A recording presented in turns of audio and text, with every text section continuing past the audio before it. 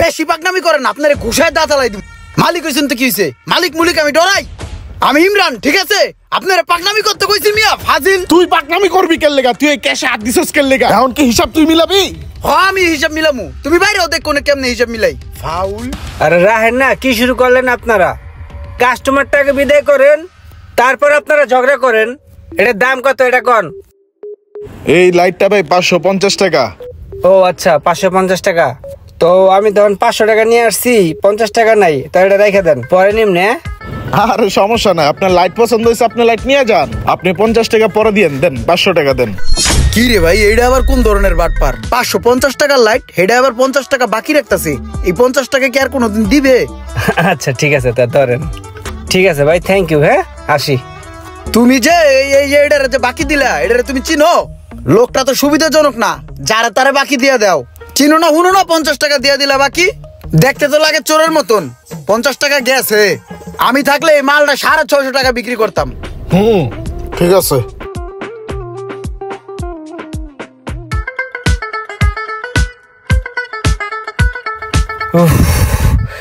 কি শান্তি রে ভাই। ভাই আসছিলাম হলো, ওই যে আপনার 50টা টাকা ছিল না, ওইটা দেওয়ার জন্যই। রাস্তায় যে যাম ভাই, লোন। আরে ভাই এত কষ্ট করে এই 50 টাকা দিতে হইব? টাকাটা পরে এক সময় দিতে পারতেন না? না রে ভাই, ঋণ মুক্ত থাকা অনেক ভালো, এর জন্য ভাবলাম দিয়ে যাই। আচ্ছা যাই হোক, আজকে কষ্ট করে আইছেন, আর কিছু লাগে না লাগলে দেখেন না নিয়ে যান। আরে ভাই লাগে তো অনেক কিছুই, নতুন বাইক কিনছি বুঝেন না।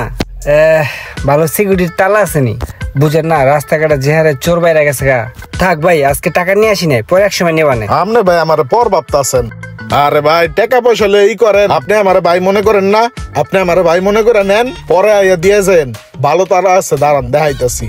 এই লোন, এটা দেখেন, এটাও ভালো। আরেকটা আছে দেখাইতাছি। এই লোকটার যে আসলে মতলব কি কিছুই বোঝা যায় না। দোকানে আয় ঠিকই, কিন্তু টাকা লয়ে আয় না, আবার মালপত্রও লাগে। এই বেড়ায় মনে হয় নিজের অনেক চালাক মনে করতেছে। মালিকে না বুঝলে কি হইব? আমি কর্মচারী, আমি ঠিকই বুঝি। তাহলে ভাই এগুলো কত করে? এগুলা ভাই 1500 টাকা পিস। 1500 টাকা করে নে। তাহলে একটা কাজ করেন ভাই, আমার এই দুটা তালাই দিয়ে দেন, কারণ দামি হুন্ডা তো, একটা সামনে লাগাবানে একটা পিছনে লাগাবানে, সিকিউরিটি বেশি। ঠিক আছে, সমস্যা না, আপনি নিয়ে যান, পরে এসে টাকা দিয়ে যান। গেলাম। হ্যাঁ আবার আইসেন। ঠিক আছে, আসসালামু আলাইকুম। বাটপার মানুষের লগে হাত মিলাই না। কর্মচারীটা জানি কেমন স্বভাবের। বুঝছেন কিছু? দুইটা তালা লইছে, একটা সামনে লাগাইবো, একটা পিছনে লাগাইবো। ওর কাছে প্রতিদিনই টাকা থাকে না? না, আমার কাছে তো ঠিকই টাকা থাকে। হইলো বাটপার, আপনার টাকা মাইরা দিব। বড় কোনো ধান্দা খুঁজতেছে, বুঝেন নাই? ওই তালা লয়ে ভাগছে, আর জীবন আইব এদিকে। আরে কি কইতাছ? তুমি যা ভাবতাছো তা না। বেড়া একটা নতুন হুন্ডা কিনছে, টুকটাক জিনিসপত্র লাগতেই পারে। আর টাকা কি মানুষ সবসময় সবার লগে লয়ে লয়ে ঘুরে? হ্যাঁ দিব নাই, আগ করে বয়ে থাকো। দিয়া দিব, দিয়া দিব। তোমার ব্যবসা যাবো চাঙ্গে, ব্যবসা বুঝে না, ব্যবসা করতে আইছে। ভাই এই যে আপনার আগে 3000 টাকা, হ্যাঁ রাখেন। আর থ্যাংক ইউ ভাই উপকার করার জন্য। হ্যালো,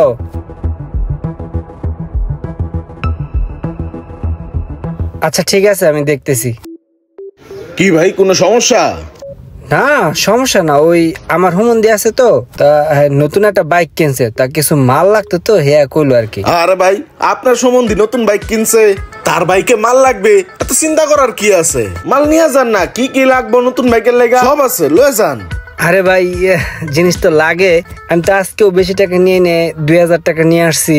না থাক, অন্য সময় নিব না। হ্যাঁ আরে ভাই আপনি টাকা লয়ে টেনশন করতেছেন, আপনার কি কি লাগবে নেন তো ভাই, পুরো দোকান লয়ে যান, কোনো সমস্যা নাই, পরে টাকা দিয়েন। এই যে লোকটার আসল রূপ বাইরেছে, এতদিন ছোট ছোট লেনদেন করে খাতির করছে, আজকে কোপ দিয়া দিব।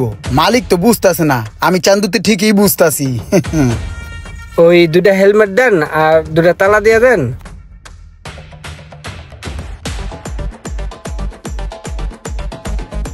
মালগুলা বাকি দেওয়াতে খুব উপকার হইলো। এই লন ভাই, তাহলে 2000 টাকা রাখেন, বাকিটা পরে দেওয়া যাবে না। হ্যাঁ আমার নাম্বারটা রেখে দেন। হ্যাঁ কোন নাম্বারটা কোন?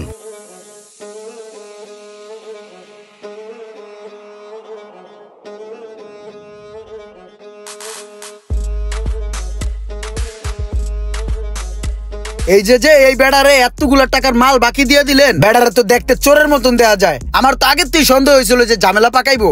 ওই বেড়ায় যে একটা নাম্বার দিয়ে গেল, ওই নাম্বারটা কি তার নাম্বার নাকি অন্য কারো নাম্বার, একটা কল দিয়ে দেন। আমার তো সন্দেহ হয়েছে আগের থেকে, আপনার দিছে বাস। আপনার ডায়ালকৃত নম্বরে এই মুহূর্তে সংযোগ প্রদান করার নাম্বার বন্ধ।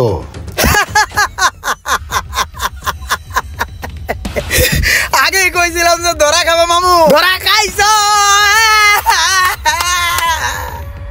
তোমার আমি আগেই কইছিলাম ওই বেটার আমার সন্দেহ হয়, এইভাবে ব্যবসা করো না।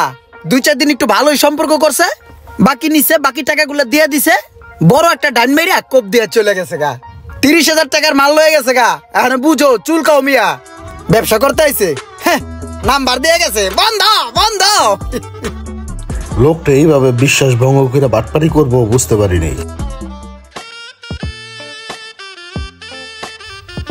রোমান যে দোকানের লোকেশন দিছে এইটাই তো মনে হয় সেই দোকান।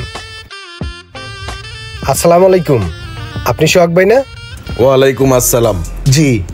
আচ্ছা, আমার ছোট বোন জামাই রোমান আপনার এখান থেকে কিছু মাল সামান আনিছিল, ও আসলে টাকাটা দিয়া যায় নাই। হ হ হ, ওই বাকি নিছে। আর ওই যাওয়ার পরে তুই মোবাইলটা বন্ধ, ওই তো একটা বাট পার, ওর পাইলে ঘুষামু। একদিন না একদিন ঠিকই ধরা পড়বো, আমার চোখ ফাঁকি দেওয়া অসম্ভব। 2-3 বার চল্লি বললি কইরা হ্যারে বলদ বানায়া সব লইয়া ভাগছে। আসলে উনি যে কথাটা বলছে না, এই কথাটা আসলে ঠিক না। ওই দিনকে আমার ছোট বোন জামাই মাল নিয়ে যাওয়ার সময় মনে করেন যে পথে অ্যাক্সিডেন্ট করছে। আর ওই যে মোবাইল বন্ধর কথা বললেন না, ওর মোবাইলটা ভাঙিয়া চুরমার হয়ে গেছে, যার কারণে ওর মোবাইলটা বন্ধ ছিল। আজকে আমি ওই টাকা দেওয়ার জন্য আইছি। এই যে ধরেন, আপনার এখানে পুরা টাকাটা আছে, আপনি বুঝে নেন। আসলে কি ভাই, উনি যাওয়ার পর থেকে ওনার মোবাইলটা বন্ধ ছিল তো, তাই আসলে ও এগুলা বলছে, কিছু মনে করেন না। না, আচ্ছা ঠিক আছে, তাহলে ওর জন্য দোয়া করেন। হ্যাঁ, ভালো থাকেন। ওকে। অনেক সময় আমরা মানুষদের যাচাই না করেই খারাপ ভাবি, কিন্তু যাচাই বাছাই না করে তাকে খারাপ ভাবাটা ঠিক না। ভিডিওটি ভালো লাগলে অবশ্যই শেয়ার করে দিবেন প্লিজ।